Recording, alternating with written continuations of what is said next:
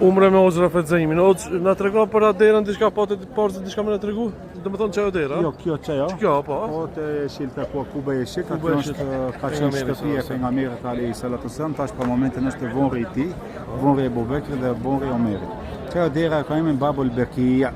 Dera e Bekijeve, do thon varrezave e Bekije, Xhennet el Bekije, ku tash i kemi varrezat këtu. Po. E pejgamberi alayhi salatu wasallam shpesh herë dilte nga shtëpia e tij për me ardhur varrezat jashtë qytetit, se varrezat kanë qenë jashtë qytetit në kohën e pejgamberit alayhi salatu wasallam. Tash normal janë bërë me derën me xhamin e tij, do thon shumë afër në burrët e tij.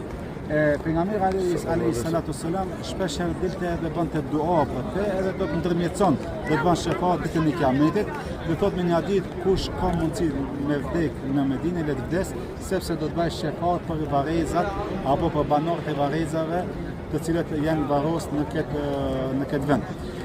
Një rast po du me tregu ku pejgamberi alayhi salatu wasallam ditë për ditëve, Aisha radiallahu anha thotë u çu pejgamberi alayhi salatu wasallam nga gjumi si trishtum, si shpejt. Edhe u çu u vesh edhe dul nga shtëpia, nga dhoma e tij. Edhe Aisha radiallahu anha e pasova ta shoh se ku po shkon. Pejgamberi alayhi salatu wasallam te Xhennetul Bekije, te varrezat e Bekijes, edhe bëri dua. Edhe para se të kthehet te pejgamberi sa në shtëpi, u ktheva para tij, thot Aisha radiallahu anha. E pejgamberi alayhi salatu wasallam edhe normal se ka qenë Xhibril alayhi salam që e ka informuar për çdo rast. Edhe i thot Aishës, o Aisha, ku ishe? O Aisha, a je të flet, a je çut? Aisha radiallahu anha nuk bën zon. Po to Aisha, apo më kallzon, a je çut apo po më kallzon ai që është lart për Allahun edhe nëpërmes Xhibrilit alayhi salatu wasalam, që i ka dhënë informata, thot po ja Rasulullah, isha duke të përsell ty, se mendova se do të shkon të një, se pejgamberi sa mi ka pas disa gra,